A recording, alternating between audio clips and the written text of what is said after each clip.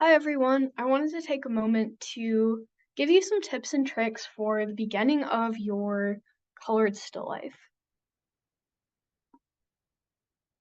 We'll go over a bunch of things in this lecture. We'll talk about best materials to use, best underpainting technique, tips for sketching your still life to get accurate proportions, and then also the next step of color blocking if you have time. Make sure you use an 18 by 24 canvas or canvas board. Feel free to go bigger than that, just please don't go smaller than that. You'll want to start by using your biggest brushes to paint. So generally, I will use a flat brush and a round brush. I've got one of each here that I will use for the beginning of the painting, and this is all I need. Be sure to use mixing medium as you paint. Mixing medium added to paint helps improve the flow and smoothness of the paint more than water would alone. So make sure you've got mixing medium if at all possible. If you're really crunched for money and on a budget, then you can just stick with water if it's necessary. You can do all the same stuff with water, it's just a little bit more difficult. Mixing medium also has the advantage of allowing you to create glazes. Glazes are translucent or see-through layers of paint that create different color effects or mixtures when you combine them together. Generally, you'll want to use about 3/4 of mixing medium, 1/4 of paint to create a translucent layer or glaze like this. Glazes are super helpful for shading and creating a full range of value within your painting. Another optional mixing medium you can use is slow dry or acrylic retarder. This slows down the drying of your paint so that you have more time for blending, and it makes the acrylic paint more like oil paint. It also improves the smoothness and the flow of paint, just like mixing medium. You don't necessarily have to get both mixing medium and the acrylic retarder. If you have one or the other, you should be good to go. Okay, so step number one on your actual canvas will be some sort of underpainting. For this project, we'll stick to a very basic underpainting. What I did here is I just painted my whole canvas pink, similar color to the background of my still life. You can also be more experimental and paint the whole canvas a more unusual color, a contrasting color to your still life. If I had gone for that technique here, I could have painted the whole canvas a minty green. Or I could have just tried something out. Like I could have painted the whole canvas light blue or a yellow just to see how it turned out. There's really no wrong color for your underpainting, but if in doubt, if you just need to narrow down the choices, you can just use the color that your background already has.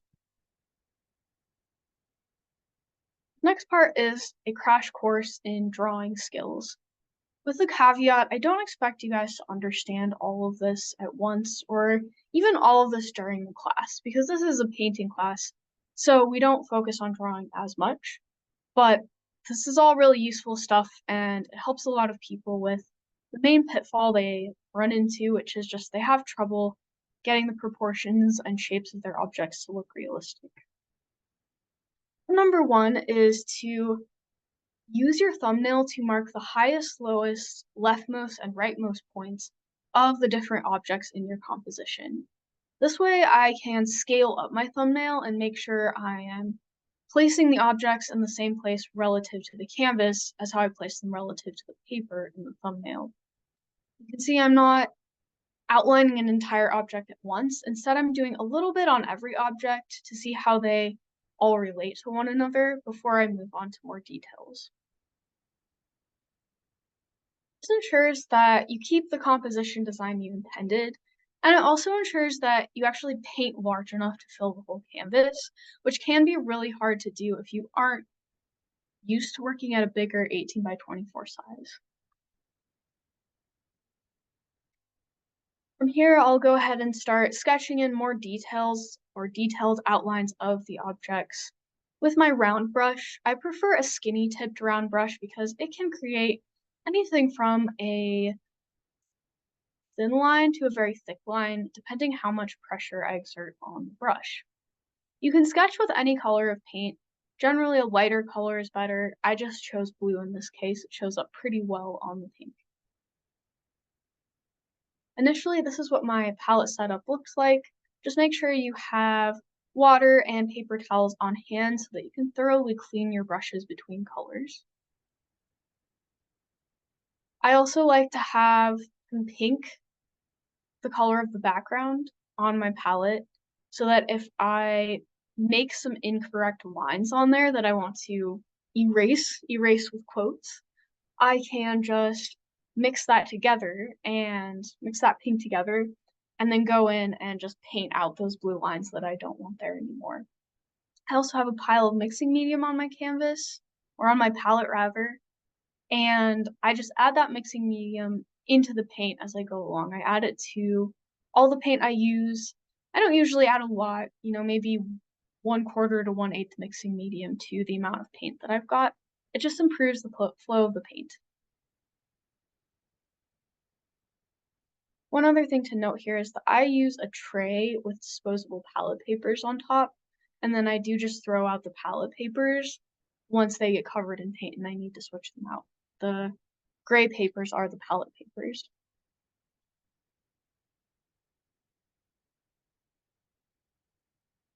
After you've laid out some general high, low, left, right points of your different objects, you can start sketching them in. To do this, step back fairly far from the canvas and hold your brush at the very end so that you can see the whole canvas and the still life. And from there, just very generally and very, very loosely sketch things out. It doesn't need to be perfect, but you want to make sure everything's generally in the right place. And you want to look at the still life a lot while you're painting. Keep looking at that still life. A lot of times people will look only at the canvas and they'll miss that opportunity for close observation. This next part is the most tricky. This is called sighting. And essentially what sighting is just a technique to compare the sizes of different objects in a still life or different objects in whatever scene you might be painting.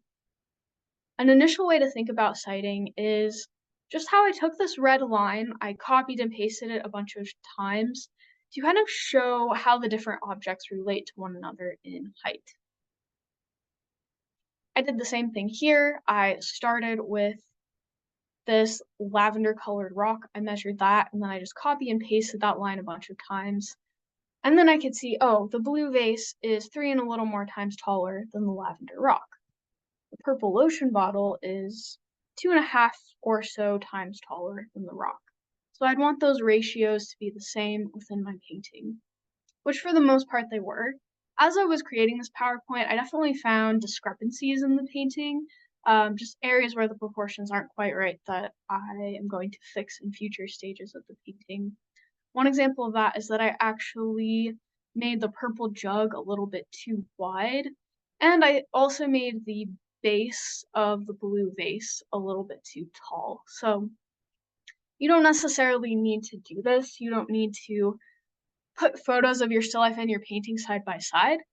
But if you wanted to, it actually is really informative to see where the proportions are off because I'm making the scale of them the same by using these photographs.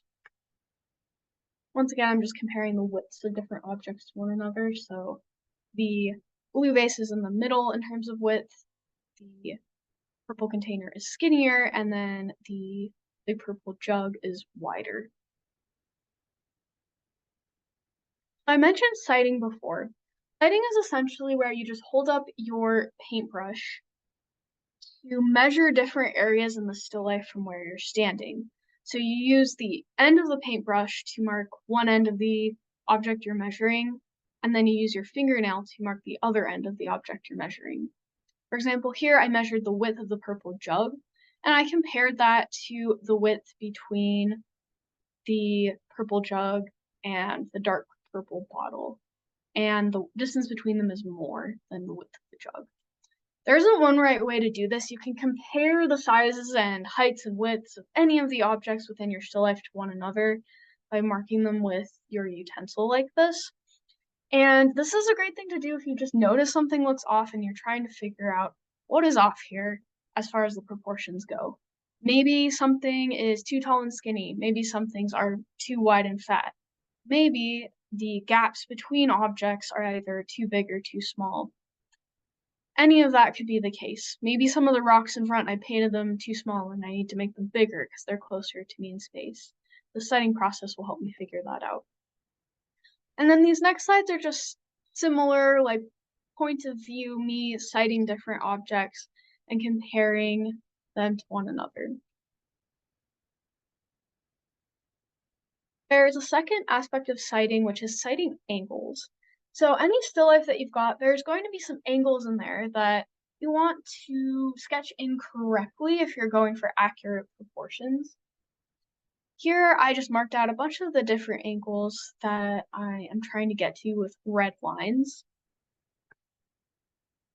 And here I was just holding up my brush to measure one of the angles between the sidewall and the floor of the box. I find those particularly tricky to get right, so I always cite them by just lining my brush up with that angle and then swinging it over to my canvas and sketching it in. And I could do that for any other, generally diagonal angles is what I'm talking about here. Those are the tricky ones. Here I just broke down the purple jug. Even though it's a curve, I broke those down into angles to help me paint it more accurately. And here I'm just breaking it down into those two angles. Now just a note on all of that, that was just a crash course. I can go a lot more in depth on those, and I do have PowerPoints that go a lot more in depth on them. So if you're interested in more in-depth information or more techniques on how to measure angles or proportions, just shoot me an email and I can give you continued educational stuff on that. Okay, last but not least, the thing I want to cover is negative space. If all the stuff I covered before doesn't make a lot of sense to you yet, negative space is your friend. No matter what, negative space is your friend. So negative space is the empty or background areas of the composition. Here, I just blocked out all the negative space in red. One thing you can do is try and draw those negative space shapes as accurately as you can. That will switch your brain into very close observation mode, more than if you're trying to draw the objects that you have a name to. And weirdly enough, you'll probably get more accurate proportions to the objects than you would without focusing on the negative space. Negative space, super helpful. It also helps you make sure the gaps between and underneath objects are accurate to what you're seeing in real life. So it can just really switch you into artist brain, even if you're a complete beginner. You don't have to do this week, but some of you might have time. So after you have sketched your still life, the next part of the process is color blocking. So for color blocking, you block out the big picture colors of each object. You might initially just paint every object one flat color, and then that's it. And then for stage 2, go and add highlights and shadows. The method of color blocking I prefer, doesn't mean it's better, it's just the one I tend to use, is that I will block out the object colors, but I'll add some simple highlights and shadows in there as I'm color blocking. That's another way you can do it. An example here would be, you can see on the blue rocks at left, I included some simple highlights and shadows. On the blue vase at right, I also included some simple highlights and shadows. Okay, folks, so that covers everything with that PowerPoint. And just keep in mind, some people are really great when it comes to like the technical skill of painting. Some people are really new to all of this and might be more interested in just the pure creativity of it. So take this and do what you can with it. There are many, many legitimate and beautiful ways to create art. So if this more logical process doesn't make a lot of sense to you, just practice and try to do things intuitively, and you'll definitely make progress that way as well. But I do hope this gives you a place to start if you're not sure where to start. Okay, I'll see you guys later.